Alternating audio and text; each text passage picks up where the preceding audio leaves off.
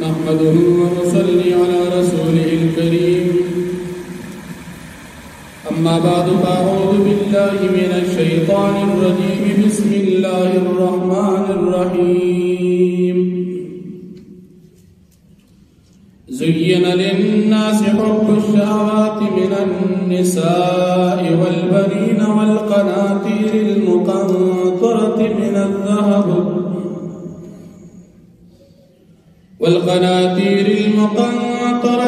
الذهب والفضة والخيل المسومة والأنعام والحرث ذلك متاع الحياة الدنيا والله عنده حسن المآب. صدق الله العظيم. سورة آل عمران دریم پارا سلسم نمبر آیت دی آیاتونو دا مخی آیاتونو سرا ربط او مناسبت دادی چی پا مخی آیاتونو کی دا کافرانو انجام دا جہنم عذاب ذکر شو، پا دی آیاتونو کی دا کافرانو دا انجام اسباب ذکر کی گی چی دیتا دا انجام دا سبب بنا ارسی. کافران دا نجران کی سیان چی دا نبی کریم صلی اللہ علیہ وسلم سرد مناظری دا پارا راتل نداغی وجہ دا دنیا زیب و زینت دا دنیا اسباب تا ترجیح والکولو زکا چی دیسیانو مناظر ابو حارثہ بن علقمہ پخپلز دی اظہارو کو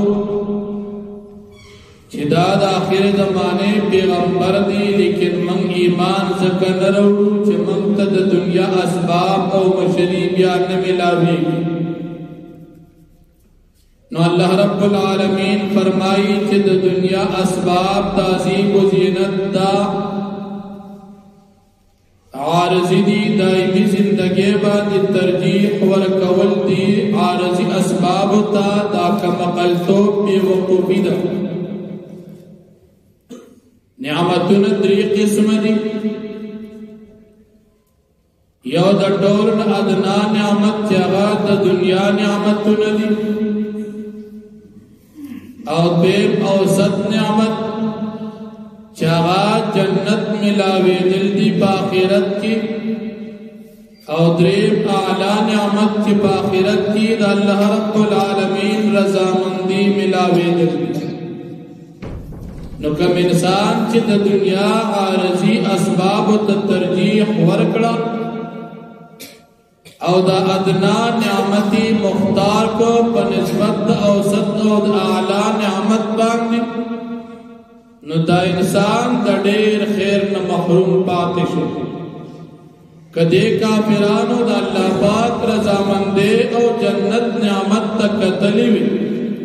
ندیبا نبی علیہ السلام تسلیم کری ایمان بے پیراوڑی وی، لیکن دی دا دنیا نعمت تا ترجیح ورکڑا. دی کافرانو تا او دا دنیا عام انسانانو تا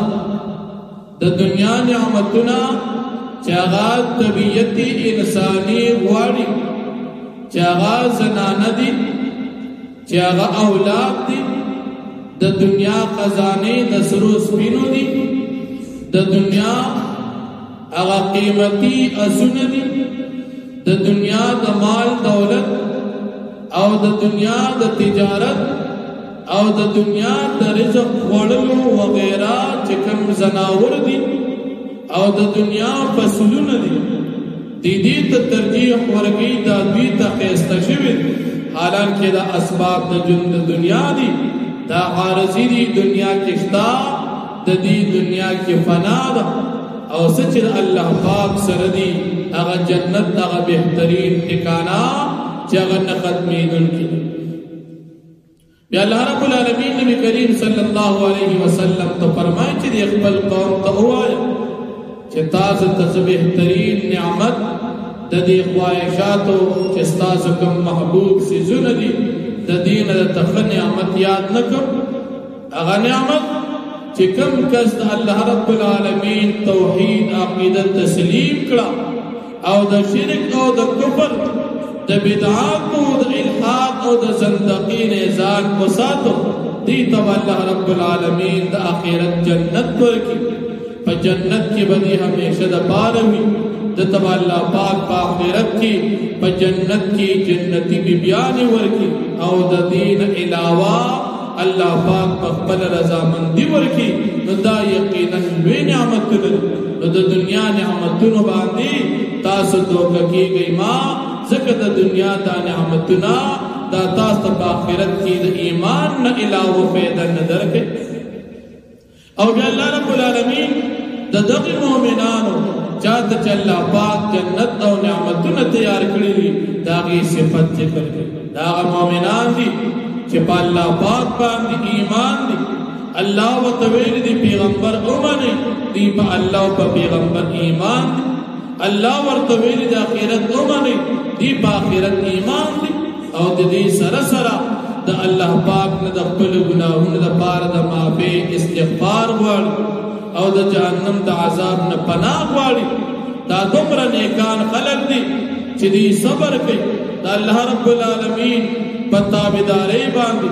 د ګناه نه په بچ کېدو باندې او که مصیبت پیراشي باغی باندې دې صبر کوي نو معلومه دا شوه چې د جنتی انسان او د نیک انسان یو علامه هغه صبر پھر والصادقین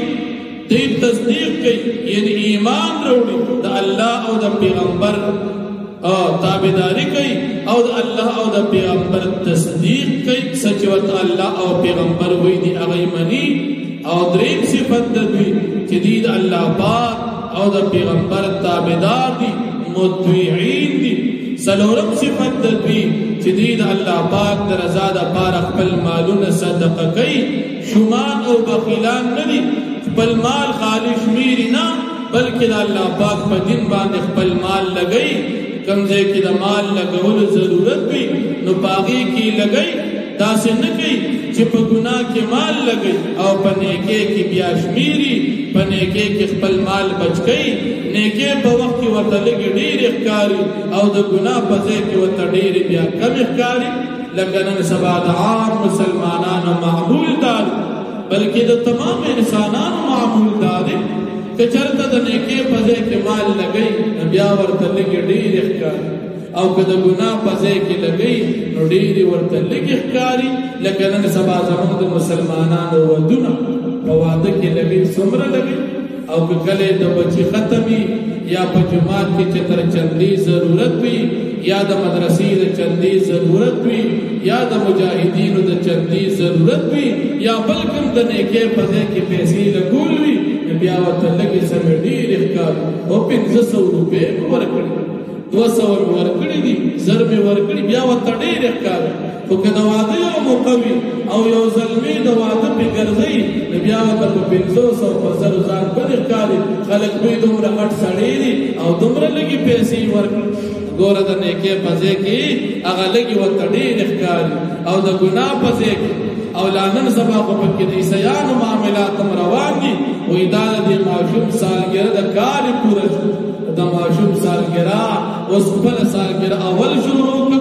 دویمه دې ورپسې کور واله شروع کړه او بیا د ټولو بچو شروع کړه او دغه شان د اورېرونو او دغه شان د خویندرونو د ټولو سالګرې شروع کړه نو سم کار به دې ولري وایي دا مې بچې دي او د ده سالګره سالګره شریعت کې ګورې نشته نن دلته مسلمانان تام کوي ډېر مسلمانان ناپوهه دي او بیا کله کله پکې کیک هم راوړي وایي دا د دې ماشوم سالګره لږ ځان پوهول پکار دي موږ مسلمانان یو موږ د دین تابع یو موږ د رواجونو تابع یو څه چې الله پیغمبر ویلي دي هغه به کوو نو د مسلمان یو صفت دا دی چې دی به په نیکۍ کې خپل مال لګوي په دین به لګوي په جماعت به لګوي په مدرسه به لګوي د بچي په ختم به لګوي او که کله جماعت ته تبلیغي مېلمانه راشي نو په هغې به لګوي داسې به نه کوي چې اجرې ته کله ډمان راشي نو پټمانو به پیسې شیندي او که جومات ته تبلیغیان راشي نو بیا به د ډوډۍ نه پټېږي او کور ته تښتي ولې اسنه د ډوډۍ ټیم راشي او دا تبلیغیان ماماګان وایي چې دا خو د کور والا ډېر بېکاره دي د شر نه چې بیا پټېږي دا زموږ د مسلمانانو حال یا جماعت ته چېرته طالبان راشي یا علما راشي او یا یو مسافر راشي د هغې نه بیا پټېږي او که په اجره کې یا په واده کې دغه ګانو بجانو والا دم طبقه او ګناه مجرمان طبقه چې خلق الله پیغمبر ټول خفه کوي هغې راشي نو هغې دپاره بیا هر یو تکړی او دا به نن زما مېلمه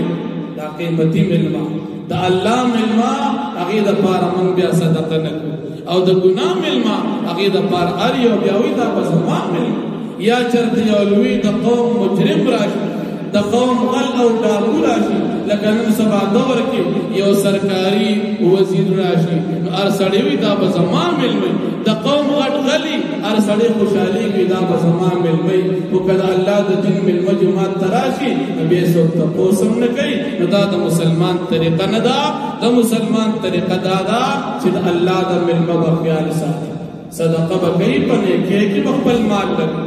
او بل صفت د مؤمن چې دی بل الله پاک نه بخنه غواړي هر وخت الله پاک د ځان یو مجرم او یو ګناهګار مخې ته کوي چې الله زه ډېر مجرم یم نیکي مې نشته او ستا نه معافي غواړم څومره ګناهونه مې کړي دي د مسلمان صفت به دا وي نو الله جل شانه فرمایي زین للناس حب الشهوات ښایسته کړي شوي دي زین للناس خیست کړي شوي دي خلکو ته حب الشهوات محبت د خواهشاتو من النساء چې زنانه دي والبنین او زامن دي والقناطیر المقنطرة وخزانې د مالونو جمع کړي شوي دي قناطیر ډېر مال المقنطرة چې جمع کړي شوي من الذهب دسرو زرو والفضة او د سپینو زرو والخيل المسومة او د غاسونو چې هغه نقدار کړي شوي والانعام او د سارو والحرث او د فصلونو دا ورته محبوب دي ذلك متاع الحیات الدنیا دا اسباب د ژوند د دنیا دي الله عنده حسن المآب او الله پاک سره بهترین ټکانه جنت ده قل اعنبئکم تو فرمائے پیغمبر علیہ السلام خپل قوم ته آیا خبرداری درکم تاسو ته بخیر من ذالکم په بهترین د محبوبات د دنیا تاسو د دې نه بهتر باندې خبر درکړه للذین ذپار کسانو اتقوا عند ربهم تغي تقوا اختیار کا پنځ درب د دې جنات د دې د پار جنتونه دي تجري من تحتها الانهار چې بهيږي بلاند داغي د اورن نهرنا خالدین فیها دیبا مشی پدی جنتونو کی وازواج مطهرۃ او بیان بیچیا پاکی ودار قسم ظاهری او باطنی گندګینا ورضوان من الله او رضا من دی وی الله پاک د طرفنا الله بصیر بالعباد او الله پاک لذل کی د خپل بندگان الذين يقولون ایکان کسان اغدی چوي وای ربنا اے رب زمانگا اننا آمنا یقینا من ایمان روڑی فاغفر لنا ذنوبنا فاستبقنا وقدم گناہن منتا وقنا عذاب النار او دبجک من دا عذاب دا جہنم الصابرین دی صبر کون کی دی والصادقین او تصدیق کون کی دی پخبل ایمان کی یا رشتنی کون کی دی پخبل ایمان لرا والقانتین او تابداری کون کی دی والمنفقین او صدق ورکون کی دی والمستغفرین بالاسحار او بقنا غفتن کی دا اللہ پاکنا بالاسحار پا وقت پیشمن ودش پی پاک رئی سکی واخد دعوانا